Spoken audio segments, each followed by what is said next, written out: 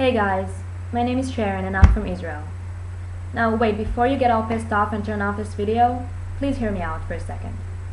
I know you hear about us all day long on your TV channels and news, and you're probably sick and tired of it. Well, I get you, but mostly you hear about the situation in Gaza. They show you horrific pictures of dead women and children lying in the streets, and they tell you how the IDF Air Force have been firing at the Gaza Strip for the past 3 weeks and that this is the result. Well, I don't blame you for getting angry. I don't blame you for thinking that Israel is the worst and for wanting to save all those kids in Gaza. And basically, I don't blame you for blaming Israel. You know why? Because I believe that if I were you, if I was sitting in your sofa watching CNN and BBC and hearing all the things they tell you, I'm sure I would feel the same as you. I'm sure I would blame Israel also. But the problem is that you get all your information from the media. And please, if you consider yourself a reasonable, intelligent, thinking person, I'm sure you know that the media is not objective, that the media chooses sides, and it chooses what to show us and how to show it to us, and it basically can infect our minds and change our whole perspective on things. And I can give you a small example, that at the beginning of the operation, when both Hamas and Israel agreed on a 12-hour ceasefire, that was, by the way, a humanitarian ceasefire, arranged only to the benefit of the Palestinians, well, Hamas were the ones who started firing back at Israel after less than 6 hours. Hamas broke the ceasefire that was arranged only for its people. Then, of course, in response, the Israeli Air Force started firing back at the Gaza Strip. But CNN decided to report on their website, and I quote, "Ceasefire attempt ends as Israeli airstrikes resume." Now, you can understand that is completely wrong, and the person reading this has no way to get to the truth. And this is just a small example out of the thousands of examples I can give you, but I'm sure you get the point. So, here's a chance for you to hear another perspective, to hear the voice of someone living here in Israel, and find your own answers. That is, if you're interested in that and not being fed only by what the media wants to show you. So, well, my truth is that I feel terrible for the people living in Gaza. I do. And so are all my friends and family and basically every Israeli person I know. We are not happy that Palestinian citizens are dying. Of course not. And we feel bad for them mostly because they are ruled by a terror organization. A terror organization that harms and destroys their lives above all. And it does that by putting the destruction and death of all Israeli people as their main goal, while benefiting their own people isn't even a goal in their agenda. On the contrary. Do you know that the children in Gaza are being brainwashed since birth against Israel instead of getting educated? The Hamas is putting guns in the hands of 4-year-olds, teaching them that the only purpose in life is to kill Jews. Do you think Hamas is thinking of those children by doing so? Does it want to benefit them and provide them with a better future? Of course not. Hamas is using those children to get more power and to turn as many people as possible into terrorists. Hamas is using its children and it's using its citizens. And this is what pisses me off, and that's what should piss you off as well. Do you realize that since Israel withdrew from the Gaza Strip 9 years ago, evacuating all its Israeli citizens living there, for the Palestinians to thrive, to rebuild themselves, the Palestinian government did absolutely nothing for its people?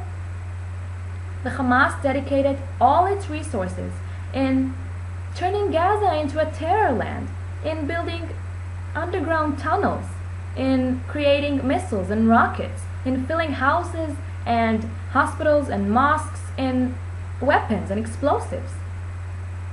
They took all the money they received from the US, for example, not in turning the Gaza Strip to the Singapore of the Middle East as they declared, but to complete one goal only, their only goal since the creation of Hamas, the destruction of Israel. So of course I feel bad for the Palestinian people. I feel terrible for them.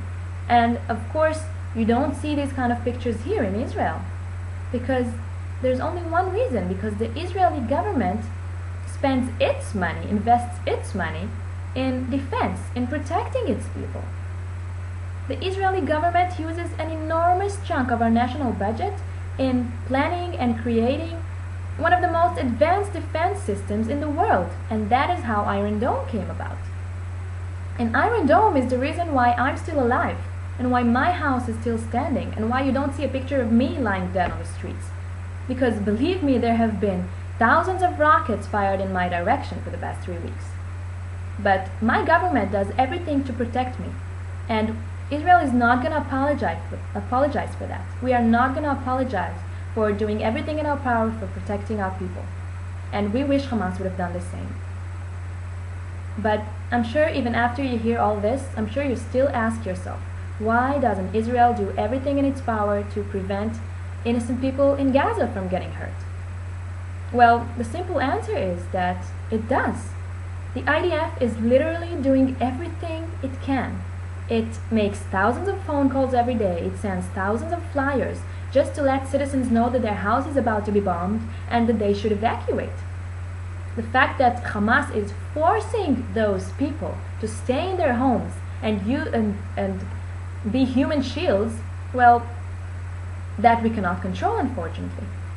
The IDF even informs people to leave their entire neighborhood before a ground invasion is about to take place, which means risking our own soldiers in the process, because then Hamas knows our plans and will wait around the corner, and we still do that. Israel has built a field hospital near the border of Gaza only to take care of injured Palestinians. What other country in the world have you seen do that? Treats and cares for their enemies at the time of war? Well, that is because the Palestinians aren't our enemies. The Hamas is. And believe me, the Israeli people know that with all the measures that are taken to prevent innocent people from getting hurt, we know people are getting hurt in Gaza. We know there are innocent people. But can you honestly tell me that our soldiers shouldn't shoot back at the house from which they are getting shot from, just to prevent from hurting civilians that shouldn't even be there in the first place? If someone would shoot right at you with an intentional desire to kill you, you wouldn't fight back? The fact is that if Israel would be any more humane to the Palestinians than it is now, then it would simply cease to exist, because we could not defend ourselves and Hamas would get what it wants, the destruction of Israel. The sad truth is that Israel simply cannot do anything more for the Palestinian people, besides, well, taking down Hamas, freeing Gaza from Hamas, and that should be your goal also, because by that maybe we can provide them with a better, more optimistic future, with the hope that a more peaceful government will rise there instead. You see, I can tell you without a single doubt in my mind that Israel and its citizens want to live in peace with the Palestinian people. We just want peace. But the problem is that the terror organization that controls Gaza at the moment declares in the most direct and open way that it is not willing to live side by side with Israel, that it does not recognize our right to live here in peace, my right to live here in peace. And above all that it would continue to resist, in their words, which means they would continue dedicating their lives and their children's lives in the death and destruction of Israel, in killing every single one of us.